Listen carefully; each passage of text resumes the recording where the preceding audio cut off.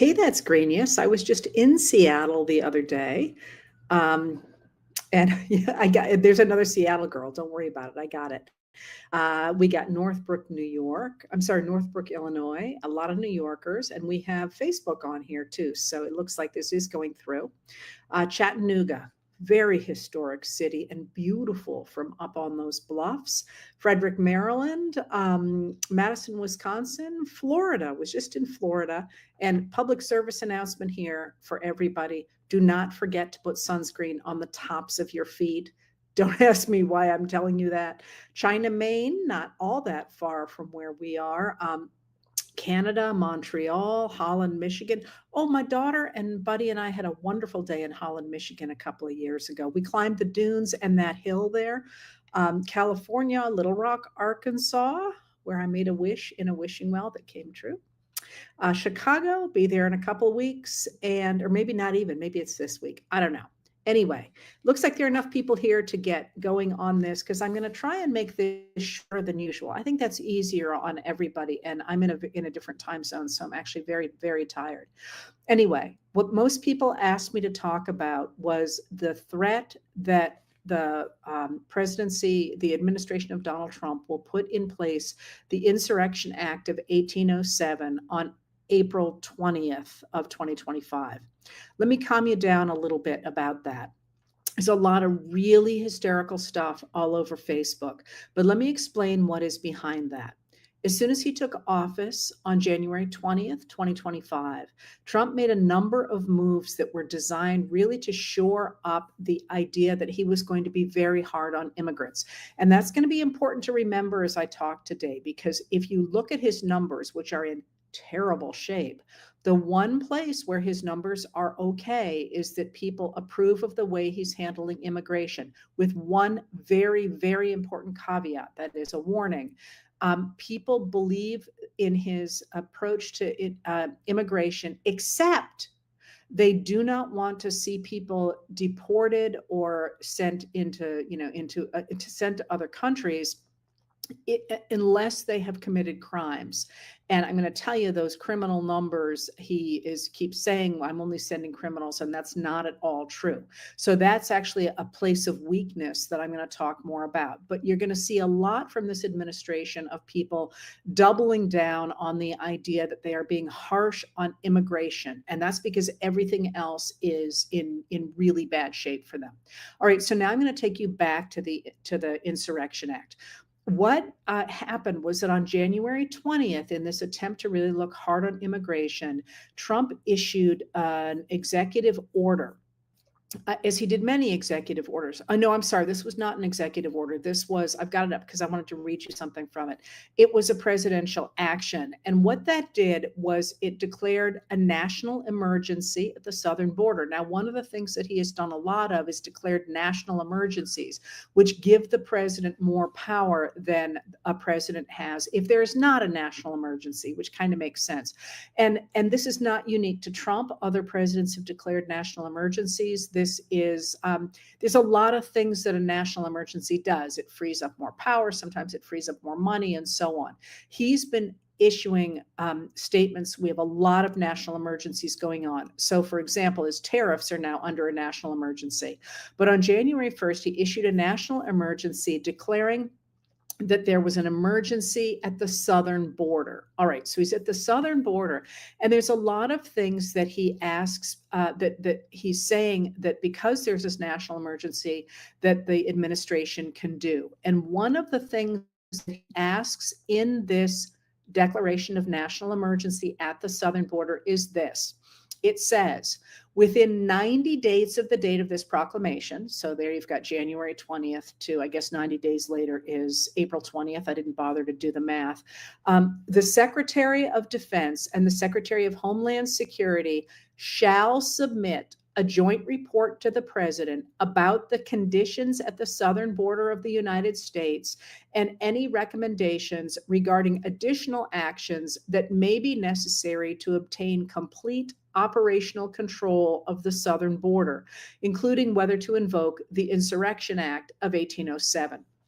All right, so this is what people are referring to when they talk about this idea of something happening important with the Insurrection Act of 1807 on April 20th. But let's be clear about a few things here. First of all, uh, the president does not need to have the Secretary of the Treasury or the Secretary of Homeland Security, who are Pete Hegseth, Secretary of Defense, and Kristi Noem, Secretary of Homeland Security, to give him permission or to somehow rubber stamp the idea of the Insurrection Act. A president does not need that kind of advice in order to say, yes, I'm going to invoke the Insurrection Act. So in fact, he could do it whenever he wanted to. This is not actually tied to a specific date. In this case, his order was tied to this immigration idea at the border. So it is absolutely possible that President Donald Trump will decide at some point to try and use the Insurrection Act. It's not to say it's going to be successful, and I'll tell you a little bit more about that. But there is no particular reason to think that April 20th has any more meaning than it would if he hadn't given this kind of an order. Now, there's a bunch that happen on April 20th that may mean that he is more interested in that date than in other dates. But this idea that somehow there is this sword hanging over our heads out there on that particular date doesn't actually reflect what's in the documents. And again, he could do something today if he wanted to, or never.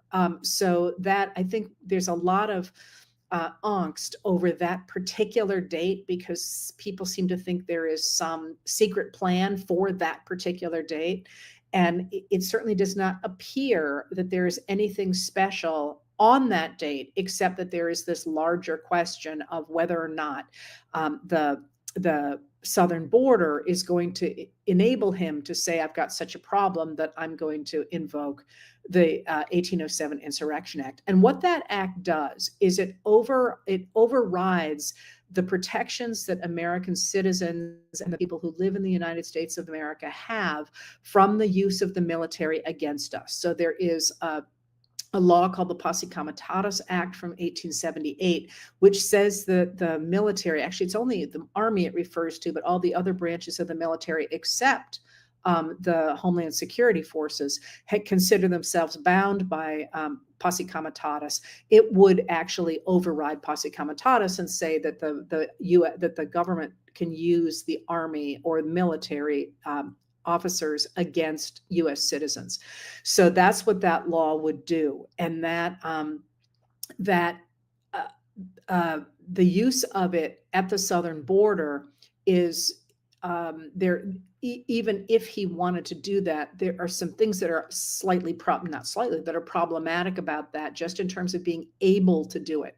So in order to declare that there is an emergency that requires the military, the administration would have to admit that, in fact, it hasn't secured the border. Now, in that language I just read to you, there's a little bit of a trick in it, and that's that calls for complete operational security on the border.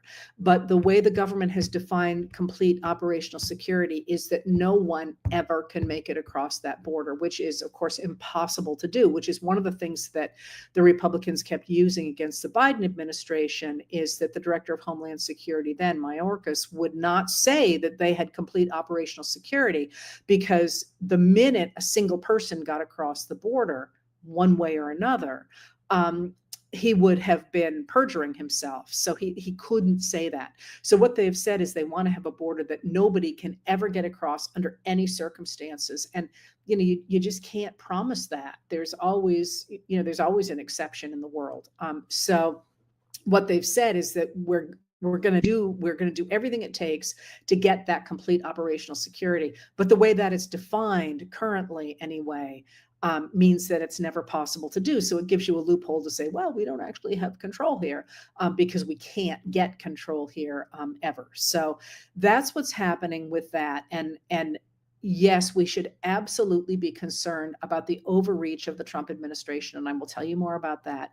But in this particular case, It is not like there is something really special that is designed to happen on that day. Something may happen that day, it may not happen that day, but you don't have to feel like there is a deadline on that day that is going dramatically to change what's happening in the United States of America.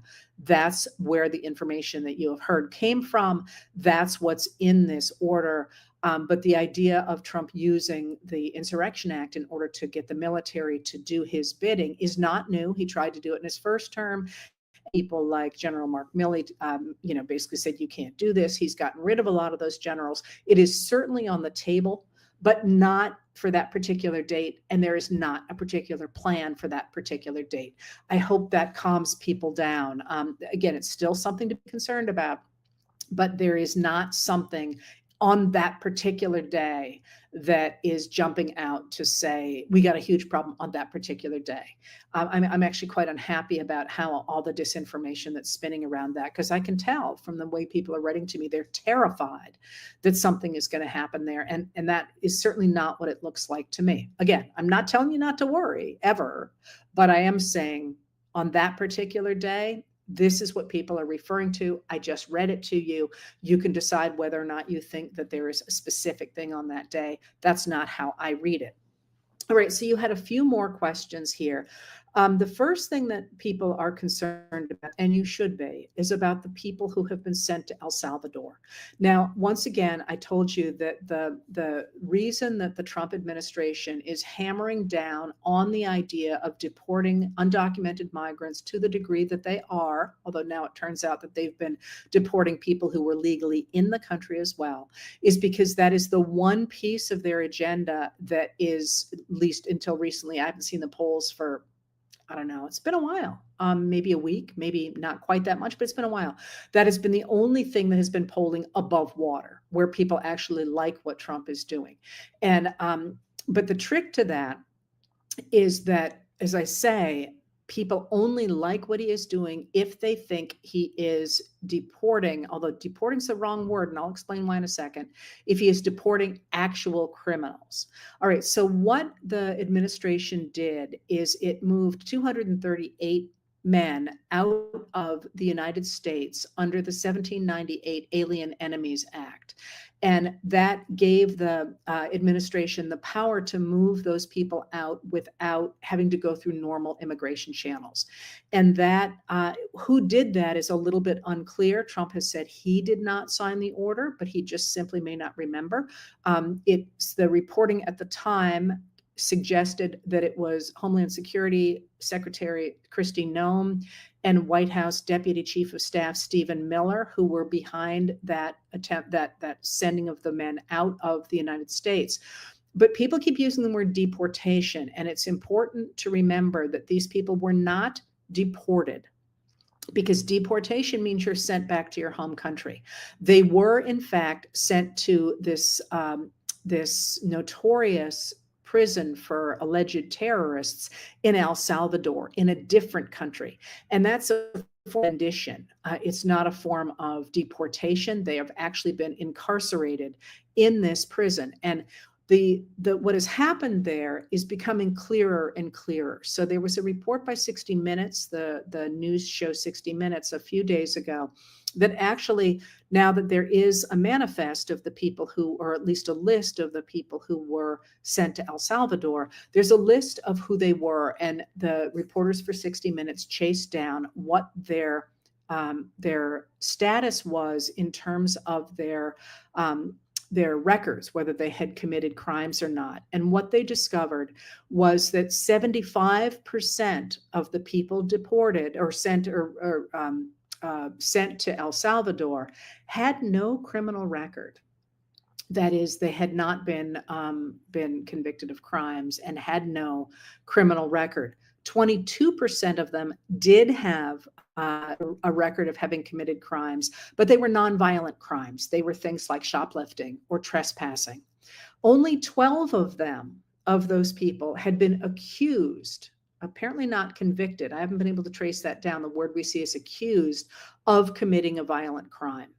So we have here rendition of people from the United States of America to this prison in El Salvador without having gone through the due process of the law.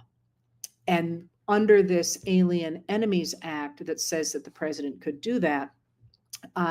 But this is, of course, now being tried in a number of courts. And I'm not going to get into what the Supreme Court did last night because I'm too tired to do it well.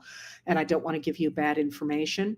But the case that people are looking at and should be looking at, I mean, there are many cases, of course, is that of Abrego Garcia, Khalil Abrego Garcia, who was a legal resident of the United States of America. He was here legally. A judge had forbidden the government to send him to El Salvador, where he was from. There was an order against that because that said there was credible evidence that he would be attacked by gangs if he were to be deported to El Salvador. He is married to a U.S. citizen, and he has a child who is a U.S. citizen. And nonetheless, he got swept up in this rendition to El Salvador. And the administration itself admitted that this was an error. They called it an administrative error, that he was swept up and sent to El Salvador. But the government maintains that it cannot get him back because he is no longer under U.S. jurisdiction. They have sent him away. Oopsie poopsie, didn't mean to do it.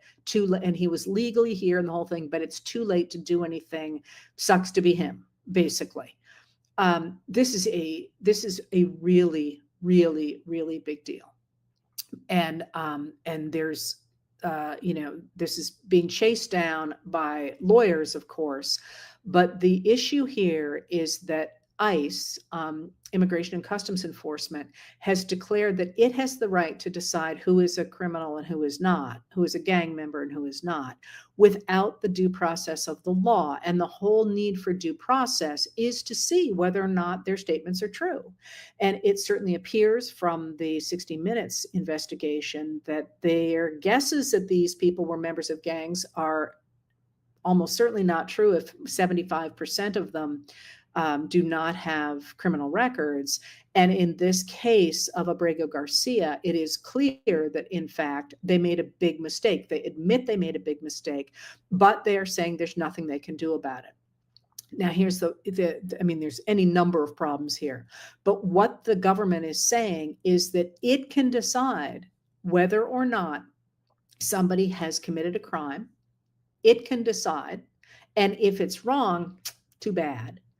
Because once they have sent somebody out of U.S. jurisdiction and the government has said that it wants to develop a much deeper relationship with El Salvador and their use of this extraordinary prison, once they've sent somebody outside of U.S. jurisdiction, there's nothing the government can do about it. So if that were you or me, the same situation would hold. Oopsie poopsie, but you're outside of our jurisdiction. Too bad. That's a really, really important thing to be focusing on right now, because what it does is it creates the standard that the government can decide whether or not you're a criminal, and then it can put you beyond the reach of your constitutional protections. And of all the things that are problematic right now, that's absolutely right near the top, if it's not at the top. And that's something to be paying very close attention to, but also speaking out about. It is not okay that the government has done that. So that's the answer to the question of why the government says they can't bring them back. Is that true? No. The legal commenters in America say absolutely not. That the government can, in fact, bring these people back. It has the power to do so in many different ways, and they are simply refusing to do so. Why are they refusing to do so? In part because they're trying to urge undocumented immigrants or even legal immigrants to what they call self-deport, and also to terrify people who are legitimately in the United States, whether citizens or green card holders or any of the number of ways you can be in the United States legally, to leave. So they are insisting that they can't in order to create this system of terror that will make people leave themselves out of the country. All right. So a couple more questions here, and then I will. Um, and that's another question. Somebody asked, why are they dragging their heels about Abrego Garcia? You would think you would say, oh no, we made a terrible error. We want to bring this guy back, but they are not doing so. And just so you know, until very recently, it was American law to try to keep the undocumented relatives, especially parents of citizens in the US, because the idea was to create a good support system for US citizens. So this is all very new in a lot of different ways. All right, so a couple more questions that I kind of all come together. Actually,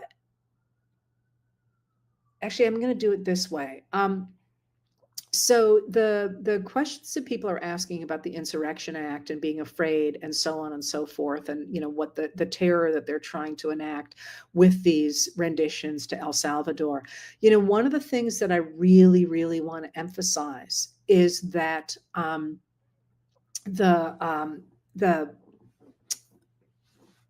the administration is trying to demonstrate power and trying to make people afraid and trying to grab power because it really doesn't have that power. And this is really important to remember when you are thinking about what happens next and all the fear that you might have over things like January 20th and so on. Do they really have all that power? And the answer is no. So let's take a little bit of a look, first of all, at what happened on Saturday. A lot of people ask questions about why the mainstream media did not cover the hands-off rallies to the degree they did. The hands-off rallies were very big, and they got very little coverage, especially in legacy media. Why was that the case? Because the people who were covering them say anyway, they did not expect them to be as big as they were. The numbers I've seen are between 3 million and 5 million people in the United States turned out for those, more in other countries. And that's about 1 to 2% of the US population. That's a lot of people who turned out for those rallies. And this is less than 100 days after the start of the Trump administration, a time when people normally are not paying attention. So that says a lot about the weakness of the administration. But there's something even bigger on the table here, and that's the tariffs, the Trump tariffs, which are crashing the world economy, which I can't even believe I'm saying, but here we are. Right. So the tariffs are really interesting for a number of reasons. And I'm not going to go into all of them, although y'all know I love tariffs, not literally to have them put on, but the concepts of tariffs and taxes are really important for understanding what a society cares about. So I've studied them pretty heavily historically. Because you can talk a lot. Joe Biden used to say this. You can talk a lot about what you care about, but you watch where people put their money. That's how you really tell what people care about. So when Trump was running for office in 2024, he talked all the time about how we were going to have these high tariffs and it was going to bring back, this world that he loved. And he talked all the time about William McKinley, who was president from 1897 to 1901, and that this was America's greatest moment. And it wasn't. So a lot of people, including me, were like, he's just trying to bring back the era of the robber barons, in which a very few American industrialists really controlled the country's money and the country's political power. And he kept talking about how this was going to make foreign countries pay for the US government, which is just wrong. Any economist or historian or pretty much person on the street will tell you that the group that pays tariffs are the consumers in the country itself that has levied the tariffs. That is literally how they work. You can think of them, they're actually not quite a tax, but you can think of them as a tax on a foreign product. So if you're bringing in a towel and it has a 50% tariff on it, you're going to have that tariff passed on to you as a consumer. And everybody knew that. And Trump kept insisting that wasn't the case. And if you remember, I wrote a lot about this, like, what is he even talking about and why? And that's become clearer and clearer since then. He did it again yesterday. Trump is focused right now on the 1913 Revenue Act. And the 1913 Revenue Act is an interesting cultural touchstone in the United States because it became a real um, lightning rod for the radical right, beginning probably back as far as the 90s and maybe even a little bit before that, because what they argued was that that was sort of the beginning of the end, because that is the law that begins putting modern income taxes. We'd had income taxes before that. They were declared unconstitutional. We get a constitutional amendment. 1913, the Revenue Act of 1913, under Woodrow Wilson, a Democrat, starts moving the country away from tariffs, which are paid for by consumers, and toward an income tax, which is paid for by wealthy people. Trump has repeatedly talked about how 1913 and the 1913 Revenue Act, although he doesn't actually reference that, he just talks about 1913, is the beginning of the end of American greatness, because that's the point at which we start to get income taxes. And one of the big things he wants to do, of course, is to get rid of income taxes. What that will do is it will force the, consumers to pay the tariffs. And that's called a regressive tax, because it doesn't make any difference if you're making minimum wage or worth billions of dollars. There's only so many products you can use, so only so much toilet paper you can buy. And that means that if you're the really poor or really rich, you're going to spend the same amount on the tariffs, whereas an income tax should be graduated. It's called a graduated income tax, so that you pay according to your ability to pay, and wealthy people pay more than poorer people, which, by the way, was the original concept of the income tax in the United States when it was created during the Civil War by Republicans. All right. So he has this idea that tariffs are going to do this, going to enable him to get rid of income taxes, and are going to recreate this world of the robber barons, essentially. And he sees himself as one of those robber barons, and that would put him kind of running at least parallel, if not working in tandem, with the oligarchs around the world, people like Vladimir Putin or Viktor Orban, or any of the people who are amassing wealth in their countries. And he likes that. That's how he sees it. But here's the problem. Since 1934, the world has really focused on trade. And we call it free trade, although it's not perfectly free trade, although we do have free trade with some countries.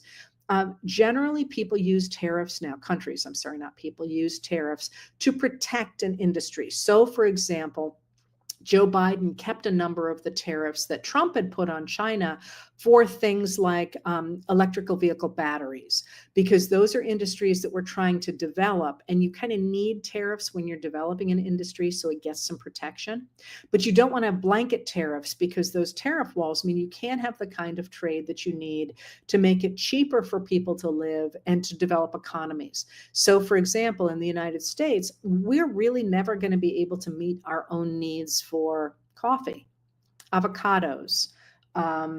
I can't even think of other things because I'm tired, but there are many things that we can't produce ourselves that we want to get from other countries, and vice versa. That's just how it works. But we don't only trade goods, we also trade services.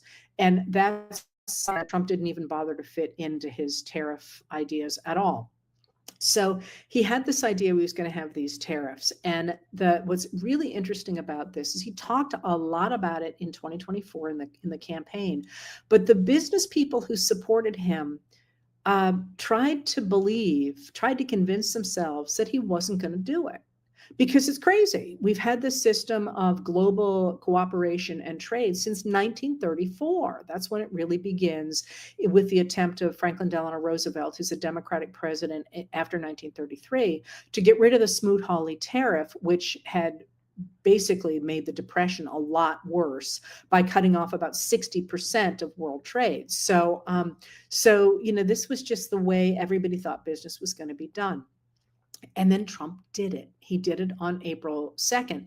And what's interesting about the way that happened is that, in fact, he didn't appear to have any real input from real economists. He was referring, he was relying on the tariff policies of Peter Navarro, who does have a degree in economics from Harvard, but who has referred to sort of an anagram of his own name as his tariff expert and appears really not to understand tariffs. One of the people from Trump's first administration today said, we routinely cut him out of conversations because he didn't know what he was talking about. But Trump has doubled down on Peter Navarro's concept of tariffs, and he's put these tariffs using this completely bizarre formula that had nothing to do with tariffs on countries around the world.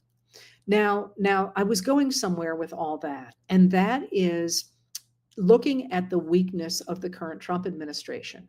First of all, people are horrified by these tariffs. They are going to send prices through the roof.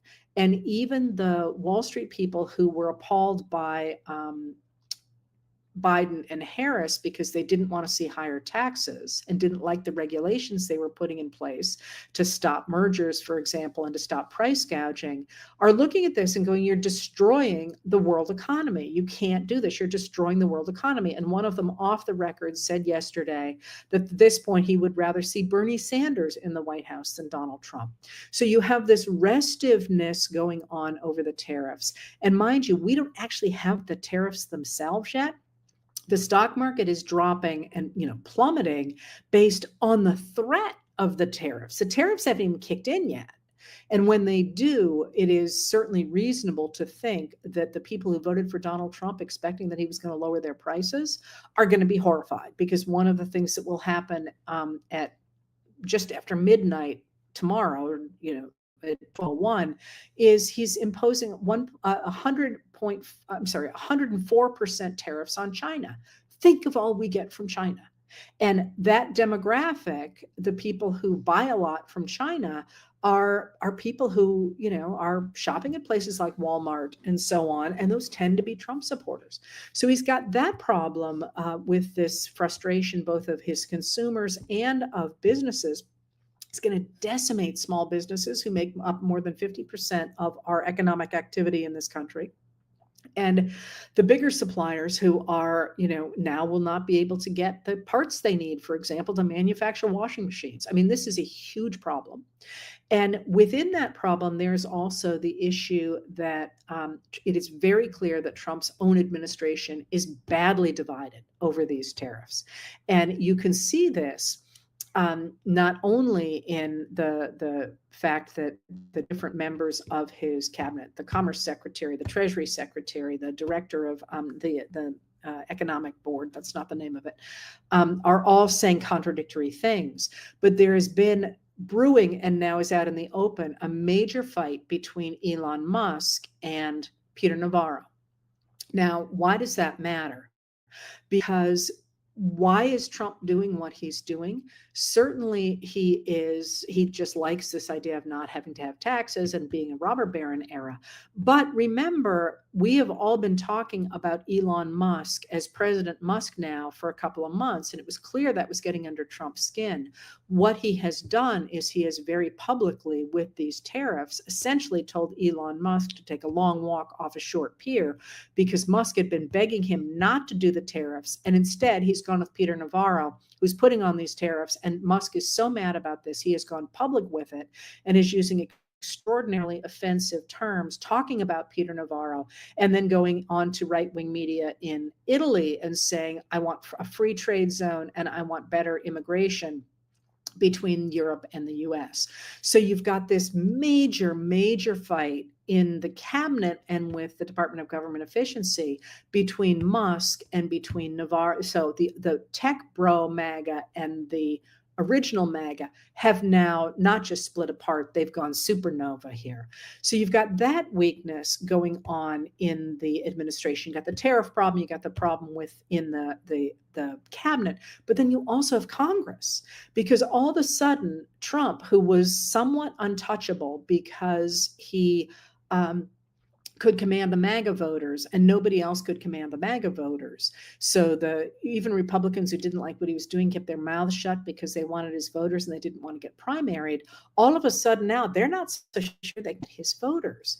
And so you're seeing in the Congress a real sort of crumbling of the unity of the Republicans. And that doesn't mean that they're all suddenly singing kumbaya with the Democrats.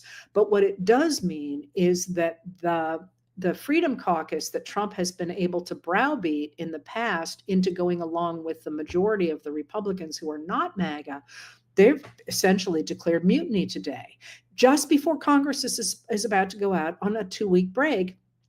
And they're supposed to come back and pass a whole bunch of bills, especially this big, Trump wants them to put it all into one big, he calls it this big, beautiful bill.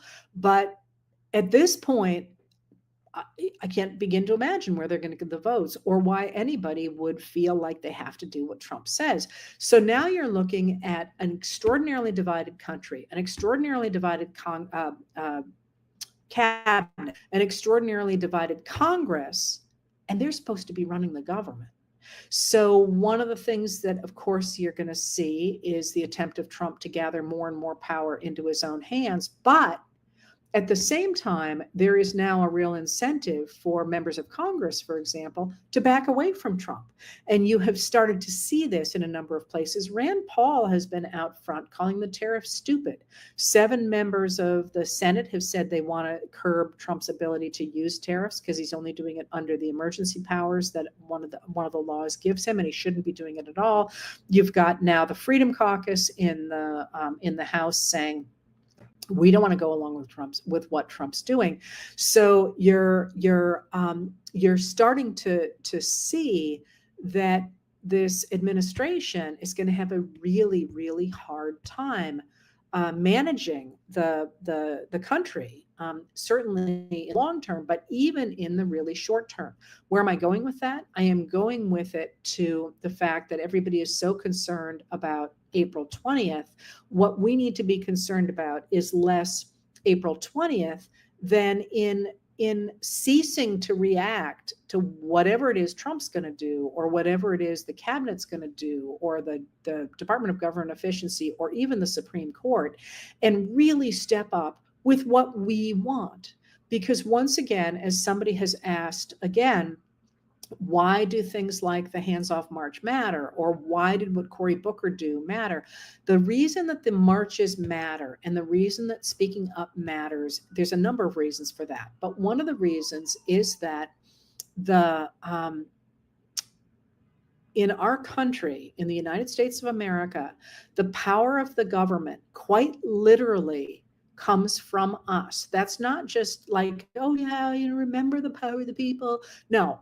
Our Constitution literally begins, we the people, and goes on to say that we are giving our power to a government that is organized in a certain kind of way. And then the Constitution lays out how that government is organized. Article 1 is Congress, the House of Representatives and the Senate. Article 2 is the executive, who is charged not with writing the laws, that's Congress. He is charged, the president is charged with seeing that the laws are enforced. Nothing else. That's what the president does. And that's, of course, what this president is not doing. And then the judiciary is Article 3. But when we demonstrate that the government does not have the support of the people, that government is not legitimate. That's really, really important to demonstrate. So it's not just a question of being like, oh, I don't like this. Demonstrating that the government does not have the support of the people is a really important tool for demonstrating that it is not accurately or not legitimately expressing the will of the American people. And of course, in the Declaration of Independence, one of the things that the founders established was that people had a right to consent to their government. So if we're not consenting to our government, that government is not legitimate. I mean, it takes a certain proportion for that to get to that point, but that's really important to demonstrate. But it's not just that. What else does it do if you are out demonstrating, and if you are calling your members of Congress, and if you're going to town halls, and if you're speaking up? It puts pressure on those representatives to represent us. And that is much more powerful at a time when the government is clearly facing real headwinds than it is when you have a president who's got, 75%, which they almost never get, but got 65% approval. Trump is underwater. More people disapprove of him than approve of him. That might not change his behavior, but it will change the behavior of members of Congress who want to be reelected. And it will change the behavior of members of people who want to become members of Congress. So that constant pressure really matters on that front as well. It also encourages people to feel like they're not alone. That's important, to know that you're actually, not sticking your neck out, that there's a lot of people there who support you. That matters as well. So those things, showing up and talking about those things, really matters. Now, another piece of that, though, is that, as you say, the traditional media didn't really report on the rallies. But this is one of the beauties of social media and the many places now that we can talk about things. One of the things that is going to be really important going forward is reinforcing in social media reality. What is really happening? And one of the things that showed up after the rallies on Saturday was people just posting photographs saying, look, I was here, and look at all the people here. That posting of reality and the constant reinforcement of what is really happening versus what people are hearing on right-wing media, for example, or even not hearing in traditional media, is very important. So that's going to be something going forward, a way to reinforce the unpopularity of the Trump administration. But I'm going to push you further now, because it is one of those moments that is a pivotal moment, because in fact, the Trump administration is extraordinarily weak right now because of the tariffs, because of the unpopularity of a number of things. And if people push on the idea that he is in fact deporting legal residents who have not committed crimes, that actually is very unpopular. While people think they like what he's doing with immigration, in fact, I think it's 72% of Americans said they did not want the administration to get rid of people who had not committed crimes or had been here or were here legally. That's what they are doing right now. The more people who know that they are doing that, the more his popularity will drop. So that's going to be important to talk about going forward. But I'm also going really to push you in this moment, because in this moment of extraordinary chaos, things are unsettled. Now is not the time simply to react and say, I'm afraid of what he's going to do, what's going to happen next. Now is the time to do what Cory Booker talked about, but what a number of us have talked about. It's time to take the bit in our teeth and say, this is what we're going to do. We're certainly going to try to get along with you, but we are going to reinforce the guardrails of democracy. We are going to demand that our representatives represent us. We are going to demand that people get the due process of law. We are going to fight for I keep picking on NOAA because I can't believe that we've defunded NOAA, but your issue, which is the people who do the oceans and the weather and the climate, but the NIH, education, these are positive goods that I care about anyway. And I think if you're listening to me, you probably care about them too. So in order to keep the ball moving forward, instead of sort of sitting back and going, what are they going to do on April 20th? What are we going to do on April 20th? I'm frightened. Let's turn it the other way and say, listen, as many people who say to me, write to me and say, I worked at NOAA. Here's what I did. Here's why it's important. Or I worked at a hospital, or I work at a hospital. And if they cut X, then we are going to lose these programs. Because it really strikes me that a lot of people are operating solely on what right-wing media has said now for a generation. And we people who care about the functioning of a civil society as well as a civic society have not adequately explained why it matters, for example, that we have Medicaid, even if you don't have Medicaid yourself. And it's not simply the idea that it's good to take care of people, although I would argue that it is good to take care of people. It's that those monies support our nursing homes, which we all need. Why do we care about EBT cards or about Social Security if we are not using those things right now? Well, first of all, we all could be in that position. But second of all, even if you don't need that support for food security, your supermarket relies on that. You pull that out of the economy, your supermarket might be one of the things that disappears. And most people simply do not understand that.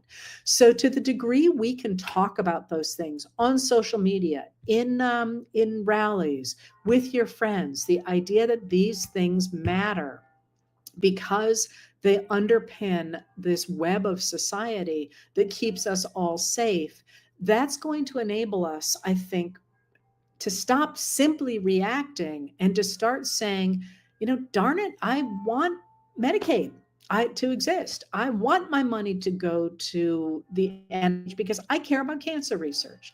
I want my money to go to NOAA because my husband goes out on a boat every day, and I would like to know that he knows what he's getting into when he pulls out of that harbor.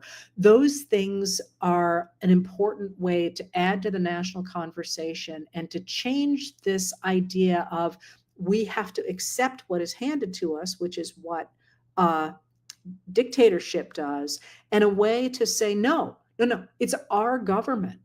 We are the ones who have the power here, and this is what we demand. Because if you actually ask people how they feel about these different agencies, for example, and the different ways in which people invest our money. In fact, Americans overwhelmingly like these things. But what we have done is we have put in power a group of people who are trying to put Project 2025 into execution across the United States. And the number of people who want Project 2025 is 4%. It's not like the people who actually want education, who are in the very top of that range. It's only 4%. So instead of simply sitting back and saying, what are those 4% going to do to the 96% of us? We need to grab hold of the idea of controlling American democracy and say, this is what we want. Now, are we going to get it? No, we're going to disagree about a lot of stuff and so on and so forth, but we will not get it. We certainly will not get everything we want because we're all going to disagree about what we want. But we will start to convince legislators that if they want us to hire them, to vote for them, they've got to embrace these things. And that's important going forward, not only to create this vision of what America could be, but also to make sure we actually have legislators who are doing what we want them to do. So I would urge you all to stay engaged, but not to stay engaged just out of fear, but also to stay engaged actively and to say, this is what I want. Now, a number of people have asked, for example, about what they're going to do to Social Security or to Medicare. And the answer to that is, I do not think, from my observations, that they will come out and say, hey, today we're cutting Social Security. But what they are doing is they are decimating those systems so that even though it exists, you can't actually get it. And that, again, something to scream about, something to say, we want those things to exist, because otherwise, they're breaking an awful lot of stuff, and we're going to need to rebuild that stuff or live without it. And that's not a world that I can foresee where we can actually live without Social Security, for example, or Medicare or Medicaid or EBD cards or any of the number of things that we use to have a basic social safety net. If those things get broken, they're going to need to be fixed. And we need to make it clear that those are things that we demand to have fixed. So going forward here, things are crazy for sure. And the crash in the stock market and the global insecurity is a tremendous problem. I'm not going to talk anymore today about what that looks like and what that ultimately means for the United States of America, which will never go back to where it was 3 months ago, which is to me is heartbreaking, but this is where we are. But we do not yet have to assume that we are going to get the dictatorship that Donald Trump wants us to have. He is not mentally well. His cabinet is literally at each other's throats on social media. Congress is losing enthusiasm for the tariffs and for the other things he's doing. And the American people are starting to turn against him. But that's where we really can operate, is in hammering home, for example, that it is not okay what they have done with these undocumented migrants or legal residents of the United States in sending them to El Salvador, and that we will not put up with that, because it's important to understand that once we get rid of our legal protections in this United States, we will all lose those. And that's one of the things Lincoln kept hammering home, that the minute you begin to accept that some people don't have rights, it's only a question of time until somebody defines you as one of those people who don't have rights.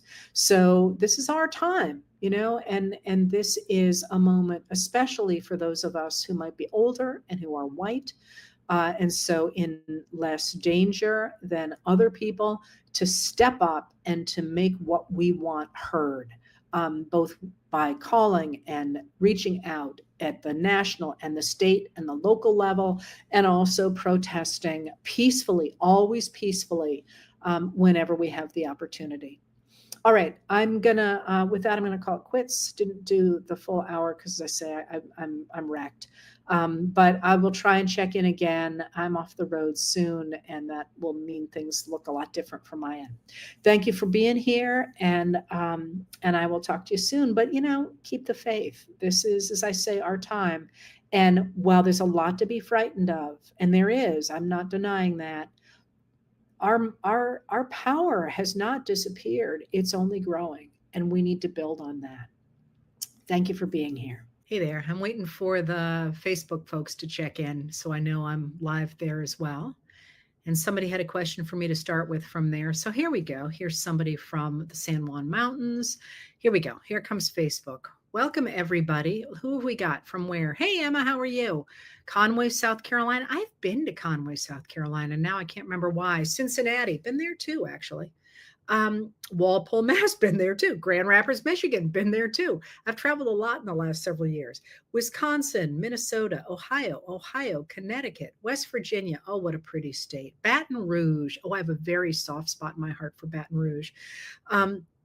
Northwest Harbor, Southwest Harbor, California, Delaware. All right. So while people are filing in, let me answer an easy question that somebody asked that has nothing really to do with today's politics. And that's that you asked about what seemed to be boxes on the floor of the Old North Church in Boston when I gave the lecture there the other night on April 18th. And yes, that's why I was frantic last week, is that I was very happy with the way the speech went, but a speech like that, part of the way that you make it look easy is by working incredibly hard on it. So that took a huge amount of my time. And I wanted to do it because of it's special, the 250th anniversary of the hanging of the lanterns in the steeple, and then Paul Revere's ride. That was really important to me. Anyway, the boxes are actually called box pews. And the reason that they are like that is because that's quite an old church, and there was not central heating when that church was built.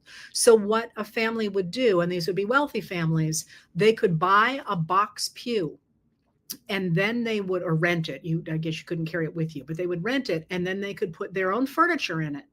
And, so they were decorated all differently. But you would also bring, and you can see these sometimes in old, antique stores, sometimes even in thrift stores. You would bring in a metal box that had coals in it, so that you could have heat at your feet while you listened to the sermons, which went on for, a couple hours. So the reason that they're boxes is because that's how you held in the heat. And if you probably couldn't see in the dark there, but some of the pews are decorated as they originally were, or similarly. And all the pews have the option of having seats around them, like wooden seats, but some of them actually have like armchairs in them. because I guess if you were a sea captain, a rich sea captain, you'd be like, if I'm going to sit here for 2 hours, I'm going to be comfortable.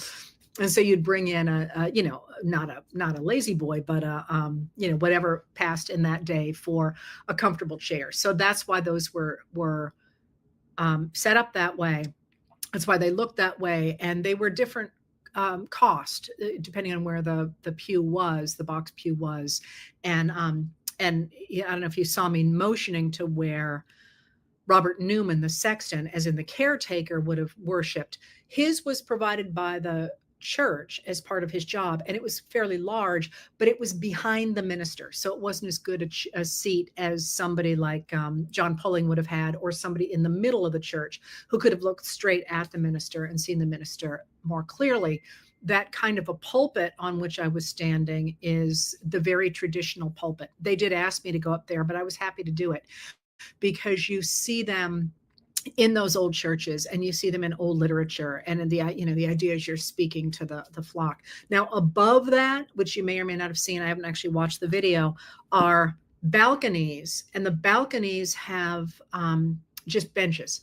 And so they would have been very cold, although the heat would have risen to some degree up there. But the poorer people sat up there in the balconies. And that's the story of that. All right. So that was an easy one to answer. And, someday I will get to do nothing but history, and then you all don't have to listen to me. Although if you saw what happened to me the other day when I tried to talk about history with Senator Angus King, perhaps it will be worthwhile to tune into those. For those of you who didn't see it, we were supposed to be having a conversation about Paul Revere's ride. He's a senator who cares a great deal about history.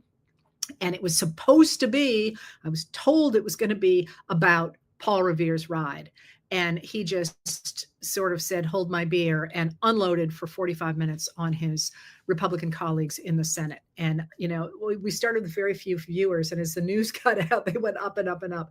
And now, of course, it's been pretty widely watched. But boy, it was something. All right. So I'm going to start with something that you didn't necessarily ask about. But I think one of the things that I find anyway in this moment is there is so much going on. It's really hard to know what to pay attention to. So I'm going to give you a very broad overview of what I see is happening, and then get more into the details of what you asked, just because, at least for me, I don't know about you, I open the news up in the morning and it's like, oh, really? I didn't think about that. Oh, really? Here's this over there. It helps for me anyway to have a framework. So one of the things that I feel is worth emphasizing in this moment is that, in my observation, the president, Donald J. Trump, is not really in control of his administration. He doesn't really seem to be much more than a figurehead. And I am getting that not only from watching him for all these decades, but also from the fact that he doesn't seem to be able to carry through an idea. If you listen to him at press conferences, he usually defers more complicated questions to a member of his cabinet who's there. And by the way, it's not at all common for presidents to have members of their cabinet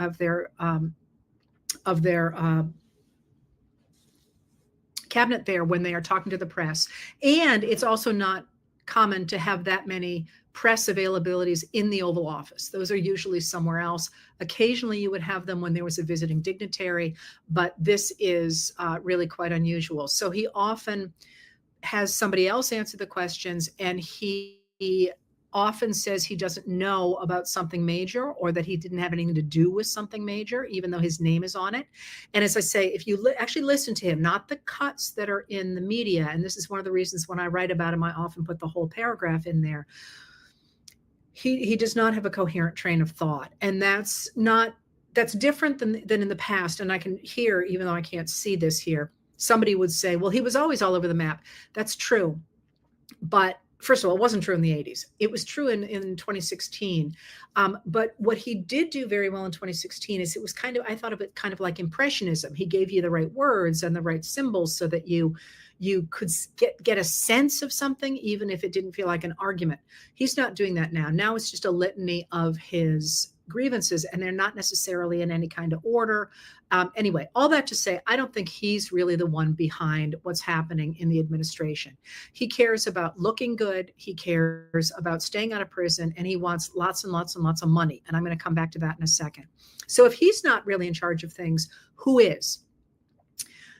There are three, I think, factions in the administration right now. And that's not to say they're exclusive. They do overlap in some ways, but it's very hard sometimes to watch what's happening with the undocumented immigrants and then turn around and see what's happening in a different part of the administration. And I think the reason for that is because there's different impulses. So the three groups I'm going to identify here are, first of all, what I would call the Project 2025 group.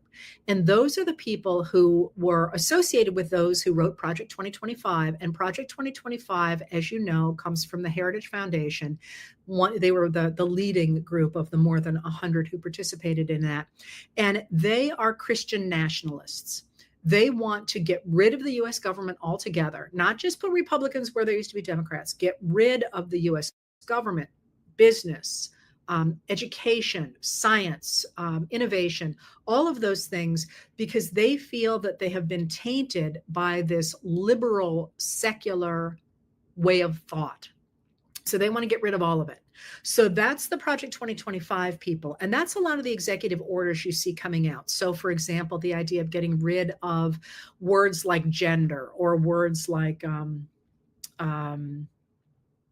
now I can't think of a single other one, gay, lesbian, diversity. Diversity is a big one because that really hit the sciences hard, because if you're looking at a diversity of answers, you're in real trouble on that one.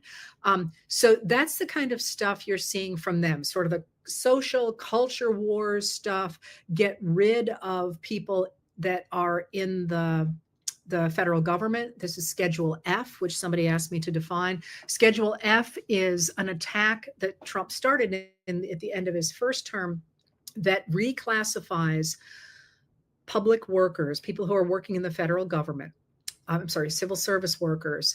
It reclassifies them so that, as you also probably know, since 1883, we have had a nonpartisan civil service. So what that meant was that it didn't matter if you were a Republican or a Democrat if you went to work for the government, with the exception of a very few, I think it's about 4,000 political positions at the very top. So that's going to be people like, a cabinet member. And 4,000 people in that upper staff, which are considered sort of the president's own picks. The rest of them, it didn't matter what your politics were. You could work for the government so long as you could do your job.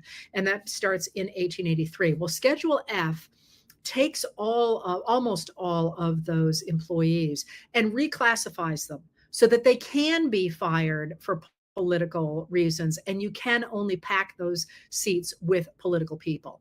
And so that's Project 2025, because their goal is to overturn democracy and put in place one very strong executive, one very strong president. And then once they have that very strong president, get rid of the equality that is a hallmark of democracy, get rid of rights for women, rights for Black and brown people, gender and religious minorities, and instead impose Christian nationalism. So that's what you're seeing there with the people who are what I would call Project 2025 people. And the person in charge of that in the White House appears to be Russell Vought, who is the director of the Office of Management and Budget. And you might sit there and think, why is that important? The Office of the Office of Management and Budget, there we go, OMB. The Office of Management and Budget is the one that disperses the monies that Congress has appropriated for something. So it's a pinch point, and that's exactly how Vought has used it, is to pinch off money to places that he doesn't want money to go. And this is absolutely illegal and unconstitutional before somebody asks. And this is what Trump was impeached for the first time he was impeached in 2019 and then acquitted in 2020. He refused to disperse the monies that Congress had appropriated for Ukraine to fight back against Russia's attacks of 2014, the first time it invaded, at least in recent memory. It invaded a lot of times in the past too. Anyway, so that's the Project 2025 group. Then there's what I would call the broligarchs, the tech bros. They're latecomers to MAGA, but they have made friends with the 2025 people, or made common cause with them, because they too want to get rid of the US government. And the reason they want to get rid of the US government is because they don't want regulations. They really hate the idea that the government can say to Elon Musk, for example, no, you can't explode your rockets in FAA territory or whatever, because they believe that they have a vision for the future that will significantly help humanity.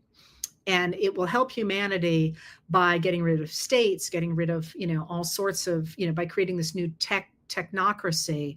And also by Elon Musk wants us to get it to interplanetary travel. That I'm not going to go into today, but maybe someday. They believe that the government is standing in their way by requiring that they follow environmental laws, that they don't practice discriminatory hiring, that they have to pay taxes, all the things that they feel is standing between them and the ability to be as innovative and as creative as they would like. And you have people like Peter Thiel, who's also a billionaire, saying things like democracy and something, and capital. Basically, he wants to get rid of democracy. I'm sorry, I just did another long podcast, so I'm a little vague on some of my quotations, but the idea that you have to get rid of democracy because that's stopping the great men from doing what they could do if they weren't having to answer to the environment, for example. So you got those two groups, and they want to destroy the government. But now what's happening over here with immigrants and with the truly horrific stuff that is going on with undocumented immigrants and their rendition, not deportation back to their home countries, but their rendition to a prison, a notorious prison in a third country. That's a different group of people, and they appear to be led by Deputy White House Chief of Staff Stephen Miller, who has this real intense desire to get rid of at least immigrants from American society. The limits of what Miller thinks are unclear to me, but he believes that having what he would call, I'm not going to say it, having immigrants in our society is poisoning society, and it is imperative to get rid of them at all costs. And in order to do that, he requires an extremely strong state. So you got the two anti-staters, the one stater, but all of them can agree that if they have essentially a dictator in place, they can get what they want. And so this is the larger game behind what you're seeing. All right, now let me go ahead and pull these things apart a little bit. So where am I going to start? I'm going to start with, let's start with Stephen Miller. So what the administration is arguing with its rendition of at least 278 men. One of the things that's very hard about this administration is they are deliberately keeping everything invisible. So, now I long for it, but it was a bit of a complaint for me about the Biden administration is that, they had press conferences every day. They published every kind of thing they did was up on the internet. If I wanted to know who spoke to whom at a certain time, it was public information. You could find it. Now I'm sitting here going, I don't know how many men went to El Salvador, which is bonkers for a government in the 21st century to do, unless they're a government that's disappearing people. And that's worth holding in your heads. Anyway, at least 278 apparently men. They sent women, but they got returned because CICOT, that terrorist prison in El Salvador, doesn't accept women, were sent from the United States to El Salvador, to this prison in El Salvador. Now, there's so many problems with this, I have a hard time putting them in order. But let me start with the concept of due process. So what we have in the United States, and one of the reasons that we picked a fight with, maybe that's the wrong way to put it, we went to war with King George III, was because he was denying Americans due process, the due process of the law. What that means is that it is central to America's rule of law. Remember, we're a country that does not depend on religion or on nationality or any number of these things. We are based in the law. As Thomas Paine said, in America, the law is king. So, so what that, excuse me. So what that means is that you have the right to answer to the law if somebody accuses you of something. And what does that mean? That means the government cannot just pick you up and throw you in jail. If it does, a lawyer can go to the government or to a judge and say, we want that person back. It's called habeas corpus, if you've seen that word, which literally means free the body. The government cannot hold you indefinitely without charging you with something. And if the government doesn't charge you, it has to let you go. So, for example, one of the things that you saw in the Black Lives Matter protests during the pandemic was you get these, when Trump was in office, is you'd get these reports of how many people were arrested. And that was what made the American papers. But a study by The Guardian showed that virtually all of those people were let go the next day because they didn't charge them with anything. They were just trying to get them off the streets and to try and make it look like there was a really violent events going on, knowing that most people wouldn't wait to see who was charged. Most of those people were never charged. I want to say the rates were in the high 90%. You could look that up. It's on the internet. Anyway, yeah, under The Guardian, they're the ones that did the study. Quite a thorough study. Anyway, so the government has to charge you if it arrests you. And then it has to give you the right to a trial. Now, it's actually sort of a problem in our society that only about 2 to 3% of criminal charges currently go to trial. And there's a bunch of people trying to fix that. But that's, again, a rabbit hole I'm not going to go into. You have the right to have a trial. And that means that you have the right to present testimony, you have the right to present evidence, and very crucially, you are presumed innocent unless the government can prove its case against you to the satisfaction of a jury of your peers. What that means, and you see this sometimes, is people feel like individuals who they think did something, and I can certainly think of cases, very public cases that I would think of like that, they get off. And the reason for that is because the government did not prove its case. And you might, if you've been on jury duty, you might know of things like that where, the case didn't get proved. And you're like, okay, I can't go just on what this police officer said or whatever, because the government did not prove its case. And that really matters. That really matters, because if you do not have due process, that means that a leader can simply do all those things: arrest you, hold you in prison indefinitely. Look, for example, at a country like Russia, and it can also frame you. And then it can also simply throw you indefinitely into prison or do something else to you. I mean, one of the things maybe I'll talk about that in a second. So one of the things that you're seeing right now with the Trump administration is they're trying to insist that Kilmar Abrego Garcia and they've got a whole list of epithets that they are accusing him of, including human trafficking. There is this much evidence for that. There is literally zero evidence for that. But they're trying to convince people that those of us who are trying to protect due process are simply trying to flood the country with rapists and murderers and so on, which is just stupid. I mean, think about your lifetime. Have you ever heard anybody say, hey, here's a great idea, let's get more murderers in the neighborhood? I mean, literally nobody does that. But they're trying to make people think that so that they get rid of the concept of due process. And the reason that due process matters is because once you have said that it is okay for a leader to grab someone off the street and throw them in prison in El Salvador and just say, well, he was a criminal, where are you going to draw that line? And I would like to remind you that it's not even been a week, I don't think, since President Trump has declared that two people who were in his first term, in his first administration, his own appointees or hires in one case, have broken the law. And he accused one of possibly being a traitor, having treasonous behavior, for publishing a book that was critical of Trump. The other one is in trouble with Trump because he said that the 2020 election was secure. He is now going after them with the power of the government. Now, fine, except he is simply declaring these men are traitors or criminals or rapists or murderers or child traffickers, and there is no evidence.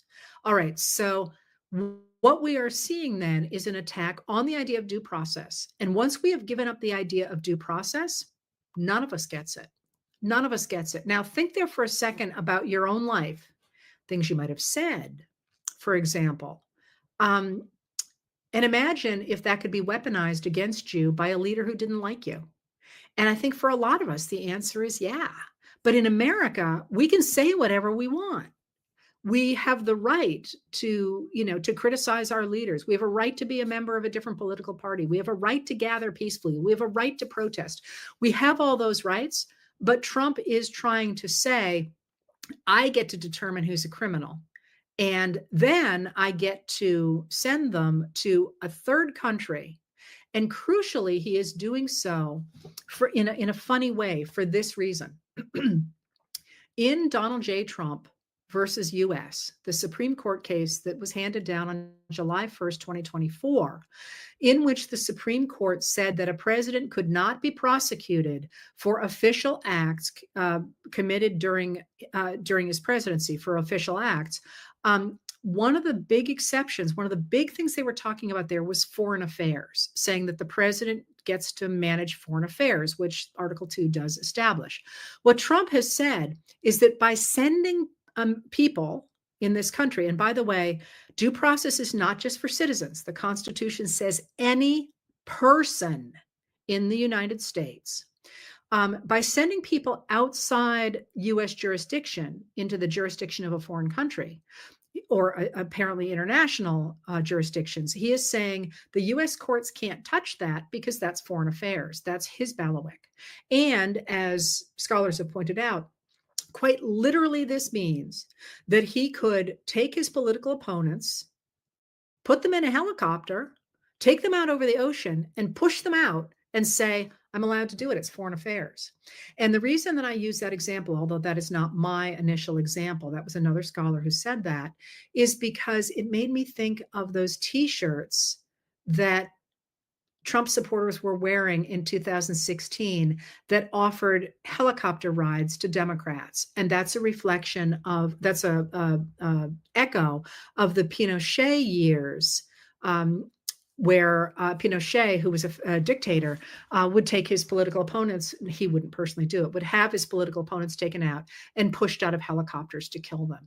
And that is exactly what this means. It's not just about, what about these 278 men or however many they are? And by the way, it's not just Abrego Garcia who did not get his due process. The rest of them didn't either. They all have the right to due process. This is not just about Kilmar Abrego Garcia. He's an easy person for people to look at because he was literally in the country legally. He was allowed to be here.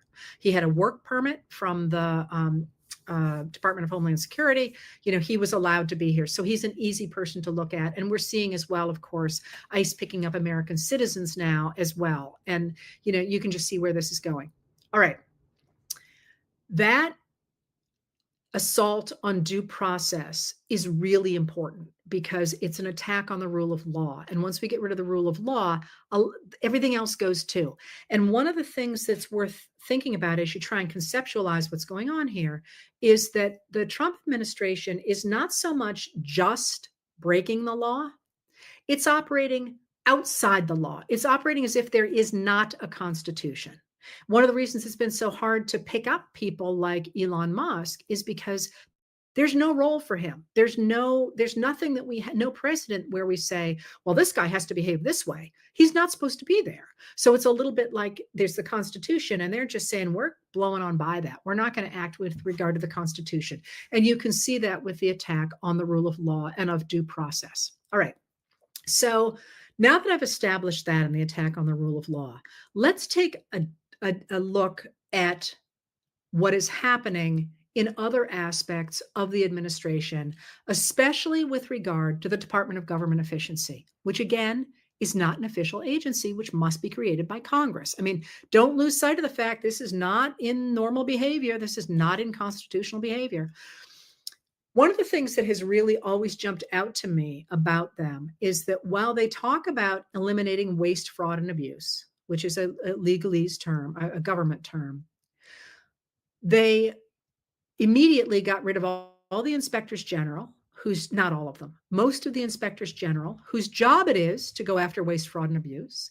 And they acted, and many Americans seem to have thought that we didn't already have a system in place to find waste, fraud, and abuse, which was our Government Accountability Office, which does constant inspections. And similarly, we also had divisions in the FBI that went after healthcare fraud, for example, things like that. They tore all those apart and instead sent into individual agencies these computer guys who were not auditors. They had no experience in government. And instead, they appeared from the beginning to make a beeline for information, for databases. And this was a huge red flag for me because databases, it's worth thinking about how power works in a society. And if you think about it, the ultimate power is knowledge, knowing stuff. That's why I'm always so outraged when politicians lie to us, because they have taken away your right to make informed decisions about your lives. And knowing stuff, having knowledge, is crucial to power. And one of the things about these attacks today on the State Department is that's our knowledge base of other countries. They're not just getting rid of people or structures. They're making it so we know less. And similarly, the attacks on research and on science and all of the aspects in which the government is going after stuff, they're hurting our ability to know stuff. And once you can't know stuff, you can't make good decisions, and you also can't move forward.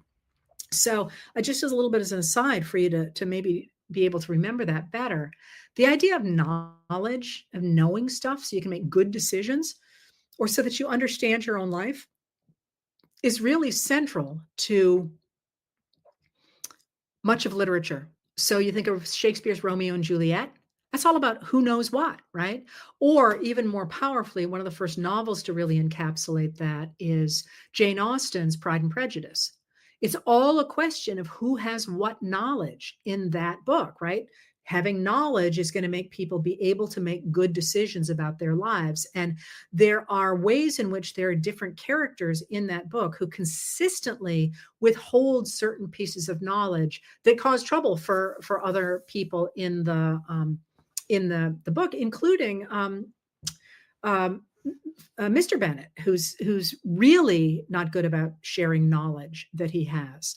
So, I mean, that's kind of his power trip. He's always got all the knowledge going on. So that idea of them going straight for databases really worried me, because one of the ways in which data has been weaponized against Americans recently was in 2016 with the Cambridge Analytica, a company that gathered data from people on Facebook to create profiles of them and then to bombard them with very subtly with information that made them turn against Democratic presidential candidate, Secretary of State Hillary Clinton, former Secretary of State Hillary Clinton, and toward Donald Trump. And we know this happened. We know that the Russians helped this. We know the Russians did the same thing. We know that the Russians have been doing it since then. And, the idea of using information and targeting people in order to change the way people think, so they are no longer operating with good information. So I was very concerned about that from the start, but we are beginning to see what they might do with that information.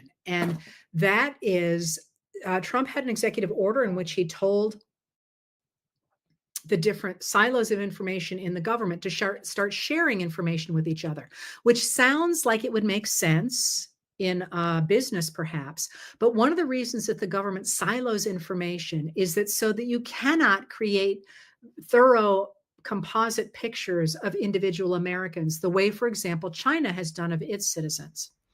Well, Trump has said, stop siloing this information. We want it to be put together.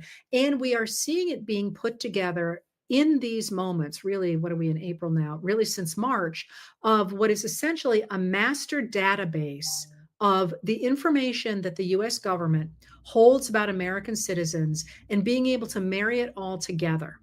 So think about the ways in which you engage with the federal government. So when you pay your taxes, you got your date of birth, you've got your job information, you have information about your home, you have information about taxes you might have paid on other on a vehicle or something. You've got tons of information, and that's just in your taxes. Then you've also got Social Security. They've got a different, they've known where you've worked and where you've lived. You've got more in different silos of information, but we have privacy laws to make sure that's not shared. Because if you start to share it and you put all those little pieces of information together, you start to be able to say, oh, even if that's randomized, I have a pretty good idea of who Heather Cox Richardson is, because I can see, if she took time off to have a baby, if she, all the different things that might create a life. Well, this appears to be what the Department of Government Efficiency is doing. And there's the argument that they are making, to the degree they're even bothering to make it, is that this will enable them to go after undocumented immigrants by looking at their Social Security information and so on. And again, undocumented immigrants cannot take Social Security. But if they are working above the table, they're going to be paying Social Security taxes. It's one of the things that people don't pay a lot of attention to. They're putting a lot of money in that they are not taking out. So the argument is that they're going to be able to find undocumented immigrants more easily. But just as an example of what one could do with this information, one of the ways that the Miller wing of the administration is trying to get individuals to self-deport is by doing what's called financial murder. That is declaring them dead in the databases. Well, if you're dead, you can't use a credit card. You can't, think of all the things you cannot do if you're dead. You can't get money from a bank to tide you over. You are a non-person because they have declared you dead. And the work of trying to prove that you are alive will take the rest of your life. This happened to a man on the West Coast, an 82-year-old man that they declared was dead. And he was a Social Security recipient. They clawed back his money from Social Security, and he couldn't get money to tide him over. Fortunately, he was married, and his wife had income, and they could manage to start to bring him to life again. But he says he's still fighting it all the time, trying to say, well, no, actually, I'm not dead. Aside from any of the psychological stuff about that, it matters that you are not declared dead, because all of a sudden everything changes when you're not there.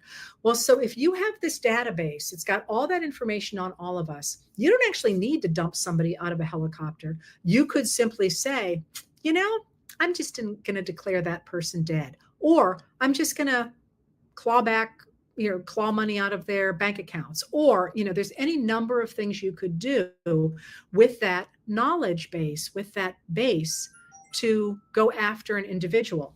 Or a series of individuals. And then, of course, you could also really affect the way that they act politically, because you could use that information to feed them the kind of stuff that Cambridge Analytica did in 2016. All right, so if that's what they are doing, is building this database, I want to go a little bit further on that. There is news as of yesterday, I think it was, that the Department of Health and Human Services under Robert F. Kennedy Jr., the secretary of that department, is getting access to health records in order to aggregate those health records, because he says he wants to put together a database of people who have been diagnosed with autism. And first of all, our health information is private. There's a law about that. And I suspect they're going to make the argument that it's going to be shielded, so you couldn't tell who those people are. But if you put it in that master database, pretty quickly you will be able to figure out who those individuals are. But even before we get to that, The idea of the government keeping a database of our health is off the charts unacceptable, because aside from the fact that autism is Robert Kennedy's big source of income, basically, um, think about all of the ways that you do not want your government to know about your health. Even if you're healthy as a horse, even, I'm a little bit unable to articulate just what a bad idea that is. Because if they know about your health, they could decide they want to change something about your health. And, there was already somebody talking today about how people who are obese and on EBT cards should not be able to buy sodas, for example. That idea that the government could say to you, Heather, I'm worried about your blood pressure. And so I think I'm going to make sure you can't eat in a certain way. Or I'm going to, I'm taking a look at you and I'm thinking, you got a bad heart and you're kind of old. I don't think we're going to cover your health care anymore. It's not worth it. You're on your own. I mean, I'm not saying they're going to do that, but I'm saying that this is the good case scenario of what happens when a government starts to make lists of people according to medical diagnoses. And I'm being very careful not to say medical conditions, but medical diagnoses, because, of course, you don't have to look even that far back in our own history to the 1970s, to when Indigenous American women, the government sterilized them because they thought that it would be better for them and for their people for them not to reproduce. And of course, that goes all the way back to the early 20th century. But that practice of sterilization of Indigenous American women lasted until the 1970s. So this idea of getting into these databases, breaking through privacy walls and gathering these things together is, as I like to say, a whole factory of red flags. And I'm going to come back in a second to what one does about that. But what else? Trump does not care about somebody's autism diagnosis or obesity or heart disease, or he just doesn't care about that stuff. So what's he in this for? And what is Doge in this for? Musk may or may not care about that either. One of the other things that we are seeing is that the Department of Government Efficiency is going into these government systems, essentially breaking them and then privatizing them. And you have seen this in the last few days in the attempt to get rid of the existing government payment system for those hundreds of billions of dollars a year, as in government contracts, the sharing of money. And you will remember, of course, that the first place the Department of Government Efficiency went to was the GSA, the General Services Administration, which handles all of that money. They are talking about getting rid of the system that's already in place and giving it out to a private company as a contract. And the private company that is in the lead for getting that, and it's really the only one they're considering, is called RAMP, which is a funny name, RAMP. And of course, that's funded by the same people who are associated with Trump and Musk. So essentially, it looks like what they are doing is they are trying to dismantle the government and, as so many of us said, sell it for parts. Now, equally as dramatically, I think, is that last week, I've lost a little bit of track of time, but it was last week, I think April 14th, the Secretary of the Department of the Interior, Doug Burgum, former governor of North Dakota, essentially handed the Department of Government Efficiency control over the Department of the Interior.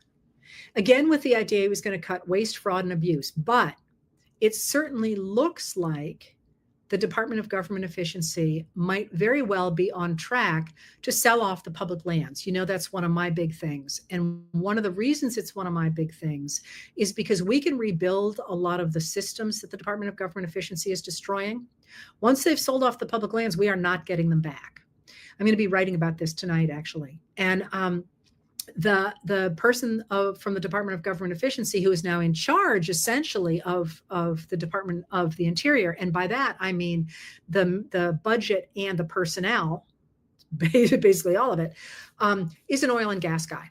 And so that's another place where essentially we seem to be the administration seems to be handing the government over to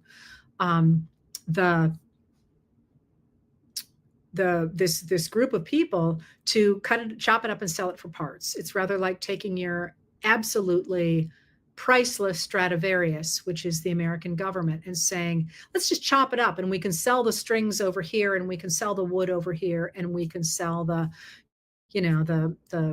pegs over here and we can all get it and then nobody else has it anymore. That's kind of, I think, what we're looking at.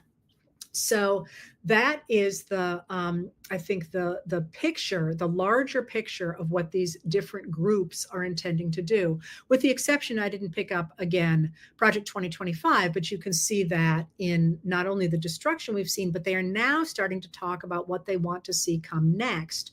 And they're talking about things like rewarding women for having more children. I got a sneaking suspicion those awards are not going to go to brown-skinned or black-skinned people, but to white people, because this is a policy that's actually straight out of Nazi Germany. So there's this idea to start to build that Christian society they want. And just today, I think it was, I've lost track of time, the VA is actually asking people who work there to report each other if they have heard language that reflects badly on Christianity. They're trying to police people's speech. And I think you're seeing that coming from them as well. All right. Now, let me see. I've actually covered a lot here. So here we go. What do we do? People have asked some very basic questions. Is it possible for the Supreme Court to overturn its immunity decision? Yes, you'd have to have another case brought in front of it. Is this court going to do it? Probably not. But the Supreme Court is getting really testy with the Trump administration because the Trump administration is openly thumbing its nose at the courts. And let me back up for just a second here, because I've just painted a really frightening, terrible picture here for you. And now I'm going to switch to the other side of it. This has happened very quickly. We're not even 100 days into this administration. A lot of people were taken flat-footed. They didn't expect this to happen as quickly as it did. That being said, the administration is in complete disarray. When I told you about those three different groups, they do not like each other. They sometimes work together, but Musk actually went public with his complaints about Peter Navarro, Trump's trade advisor, who is on the Project 2025 side of MAGA. You've got Musk also going to war with the Stephen Miller group, because he wants immigrants and they want to get rid of immigrants. They can't agree on messaging. They sent out the thing against Harvard, and then they said, oopsie poopsie, we didn't mean to. Now Harvard is suing them. They're backing off stuff. They're launching stuff. They're backing off of stuff. Nobody gets along. And the Department of Defense is crumbling before our eyes with Pete Hegseth, the Secretary of Defense, who is wildly unqualified. Incredibly ironically, he kept saying that he was going to, make the department great after the DEI hires who were,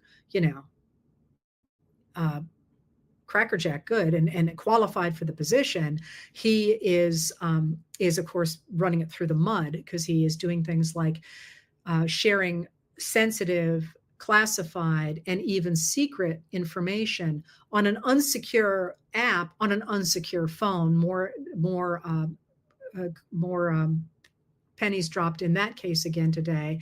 And the Pentagon, which after all is supposed to protect us, that is the government's real first line of what they're supposed to do is protect the country, it's in shambles. And that's devastating and terrifying, and we should not accept that in any way.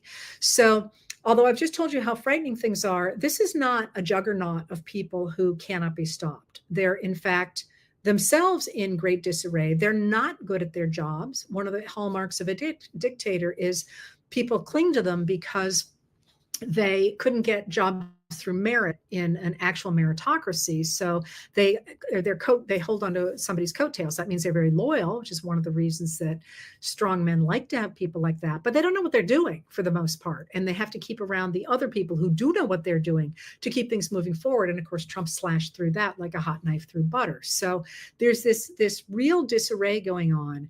But there's also another huge problem for the administration, and that's that Trump really won election on a number of things, but one of them was simply that people were upset about the inflation that happened after um, the pandemic, the worst of the pandemic, and the media really hammered on that without talking about the fact that manufacturing jobs were actually growing at an astounding rate in the U.S. and the facts that real wages were going up for the bottom, I think it was 80% of American people. And there was all sorts of things that they should have emphasized and didn't. I talked about them if you read me, but Americans, like in many other people in many other countries, simply were like, we're sick of this guy. We want the next guy. He's going to be better. We'll be fine. But then Trump also promised different things to different people, which is making it very hard for him now because he can't do those things. You can't do can't be wet and dry at the same time. But also his real advantage was he convinced people that he was going to be really good on immigration and he was going to be really good on the economy. Now, if you look at the polls, and I don't trust polls really at all. I certainly don't trust election polls, but they do give you a sense of how things are trending. And one of the things that you will read in a lot of current accounts is that people like what Trump is doing on immigration, and he says that. But that's actually not what the polls show. The polls show that Americans want undocumented immigrants who have committed crimes to be deported. And 81% of Americans want that. Now, we, of course, had that system in place long before Trump. We do deport those people. They serve their sentences and so on. I can go a little bit more into the weeds on that, but as a general matter, that was already in place. But Americans do not want to deport undocumented immigrants who haven't committed crimes. They want them to have a path to citizenship. And they do not want people who've lived here for a long time without committing crimes to be deported. They want them to have a path to citizenship. So Trump is actually flying in the face of those two things, which is one of the reasons he's so trying to convince people that Kilmar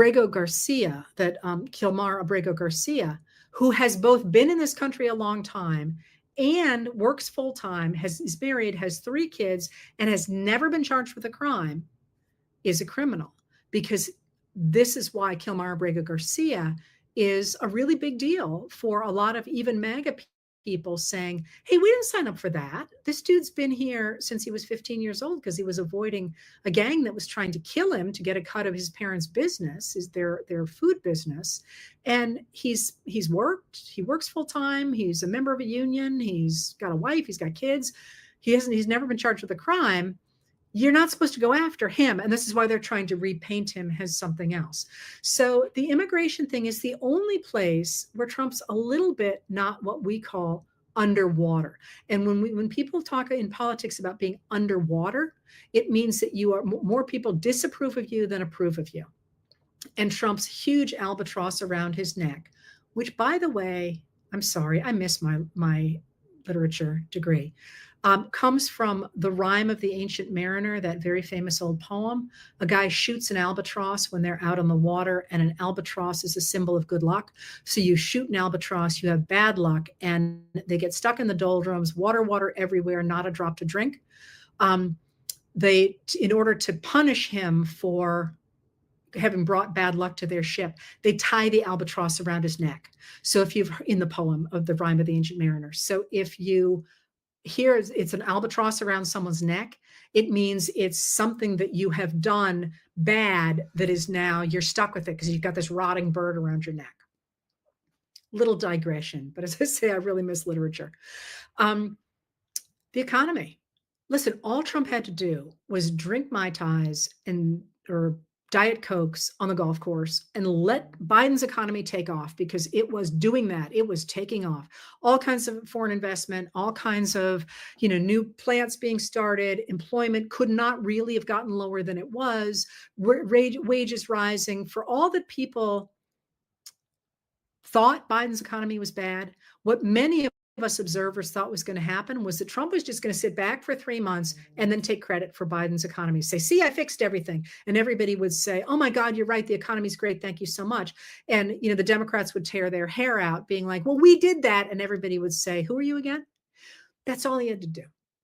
But instead, he is determined to create what somehow in his mind is this great moment of the 1890s with tariff walls. Tariffs are not bad or good, they're tools. But you can't suddenly throw up tariff walls around a country and expect manufacturing to take over for everything that you had previously accomplished through global trade in-house. Even if we started a factory outside my window today, and of course, we don't have financing, we don't have permission, we don't have any of those things yet, it would take 3 to 5 years to get it functioning. And he just doesn't seem to understand that. And so what he has done is not only this terrible hit to the stock market, which is what's really making the headlines, which hurts, of course, people's retirement funds and their pension funds and government pension funds, and the government, state and local government accounts, which we're going to be using to pay for things like road improvements. Those have all taken a terrible hit. It's also those right now we're only operating with that being the problem. The other problem is that these tariff walls are going to hit in May and June. And when they do that, people are going to lose their jobs. We're already looking at the drop of imports and freight boats, freighters to the port of Los Angeles, which is one of our biggest ports. I was just actually in San Francisco. It's another big port. But, you've got these tankers coming in all the time, and they're huge, and they're full of what are essentially the boxes that go on the back of a tractor trailer truck. 44% down for I think it's May. It might be June. I think it's May. They're down 44%.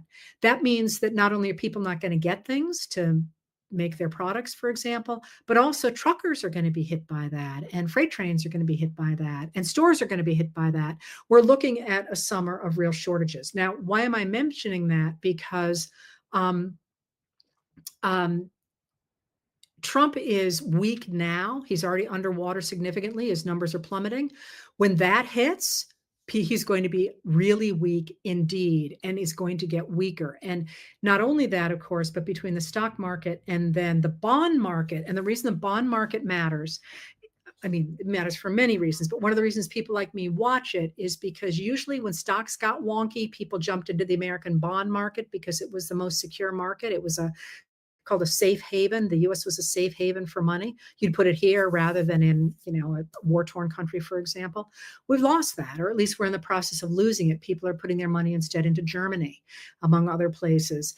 And that has huge repercussions, because one of the great things about being the country of safe haven was we got really good interest rates, for example, on borrowing money. And it was a great way to keep money coming in. Instead, money is flowing out of the country. Those are all really bad signs for the economy. But what it also means is that in terms of stopping this administration from destroying the United States of America, you need to remember they are not all powerful. To the contrary, they're actually very weak right now, and they're only going to get weaker. So what does pushing back look like? It looks like somebody asked about the idea of an Article 5 constitutional convention. Absolutely not. Not.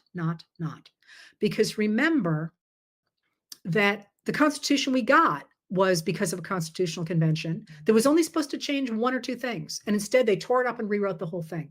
If you did that now, and you had the states, for example, sending delegates, the states that are so extraordinarily gerrymandered and suppressing the vote, you would get a right wing or even a fascist constitution. I just have no doubt of that. What we need to do is to stand on the Constitution we have right now in this moment, but also, crucially, to envision the country we want, because we are not ever going back to January 19th of 2025. That world has been ripped up. And that's a terrible thing in very many ways, but it also gives us the opportunity to fix the many things that were broken. And, you can probably think in your minds of a list of things that you would change. You know, personally, you don't have to agree with me. This is what this is all about. I would like to see universal health care. I would like to see much higher taxes on the higher income brackets. I would like to see stronger regulation of pollution, for example.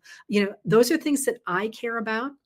You have a different list. That's fine. Let's throw it on the table and see which of those ideas are popular. I was just reading today that 80% of Americans want um, us to address climate change, but we all think we're the only ones who think that way. So, speaking up about those things to help us envision a future is going to be incredibly important in this moment. So, let me go with one more thing, and that's what do we do? Um, we are doing it. So people have talked about how the protests seem largely to be older white people. This is good. It will be very hard for the Trump administration to look at, little old white ladies like me standing out there and say that we are dangerous radicals who need to be imprisoned or attacked. It's much easier with their base to say that about young men and people of color. So having older white people in the front lines is a great thing. And I encourage you, if you feel safe, to do that. I've gone to a couple of these protests and I will continue to do so. That's not a bad thing necessarily. And remember that people, just because they're not in the streets, doesn't mean they're not organizing. And that's certainly the case. You're seeing people, you're seeing attorneys general, you're seeing lawyers, you're seeing different organizations stand up to the Trump administration legally.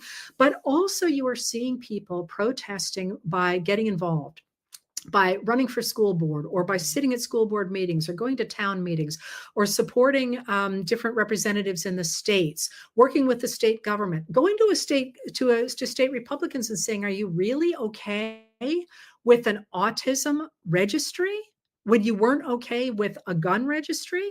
I mean, let's actually move some people on the ground here. So continuing to speak up in those ways is crucially important, because once again, the American government depends on power that we, the people, quite literally, we, the people in the Constitution, gave to them. And if we demonstrate that they don't have that, that opens up the way for a lot of other people to push back in much more productive ways in the immediate sense. Now, in the long-term sense, we've got it covered, because younger, and I don't necessarily mean in age, but newer politicians will hear us and they will step up to represent us. But in the shorter term, speaking up to Republicans as well as Democrats about things you're upset about is enormously important. In that thing I did with Senator King, he said, every day, call us, put pressure on us, let us know what you want, because that's how you're going to help me, in the way he was talking, switch Republicans in the Senate, because we really don't need that many people in the Senate and the House to start standing up against this administration, to start making things happen. So really do continue to speak up and to make your opinions known to the people in our government, even become a person in our government. But somebody said something the other day that really jumped out to me. And that's that if you are trying to change the way people think, and I talk a lot about social media, it wouldn't hurt to think about the ice bucket challenge. You know how that went kind of viral for a while there in support of money for funding research for a disease. I'm afraid I don't even remember which disease it was now. Short videos talking about how this administration is affecting you personally, um, and sharing them on social media so that people feel comfortable doing it, is an incredibly effective tool for other people to understand that they are not alone. And as they say, courage is contagious. And the more of us who speak up, the more of us will speak up. Because again, if you look at the poll numbers, Donald Trump and his administration and what they are doing are deeply unpopular. But an awful lot of people just want to say, I don't want to get involved. This isn't going to matter to me. If they hear your story about why it's important to you, maybe they'll do the same thing. So I would urge you to think about that as a way to resist as well. So I think I've gone on now for a full hour. I have to go on to something else, but keep the faith on this one. I know it sucks. I'm sorry. I know it's really hard when you read the news and it's just one terrible thing after another. But, listen, it's still work time across the rest of this country, and we have 25,000 people on this Zoom alone. And this is happening all over the country. You're not alone, and your voice matters, and we have the agency to change the future, and we must. Because if we don't, the future that the Trump administration, with its three different divisions, is proposing for us is dystopian.